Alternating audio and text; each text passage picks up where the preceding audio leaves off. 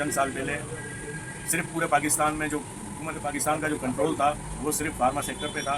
इसके अलावा तो आपको पता है कि यहाँ डॉलर बढ़ता है, यहाँ हर चीज़ बढ़ जाती है, पर फार्मा सेक्टर में अल्हम्दुलिल्लाह ये था कि ग्रेप ने फुल कंट्रोल किया हुआ था प्राइस के हवाले से। गवर्नमेंट ने पॉलिसी चेंज की है कि एसेंशियल और नॉन एसेंशियल जान बचाने वाली अद्वियात तकरीबन 150-200 अद्वियात होंगी, उन पर सिर्फ गवर्नमेंट का कंट्रोल है। बाकी जो गवर्नमेंट ने नॉन एसेंशियल प्रोडक्ट जो थी फार्मा के हवाले से, उन पर गवर्नमेंट ने फार्मा कंपनियों को फ्री हैंड दे दिया कि आपकी मर्जी है कितने रेट बढ़ाए।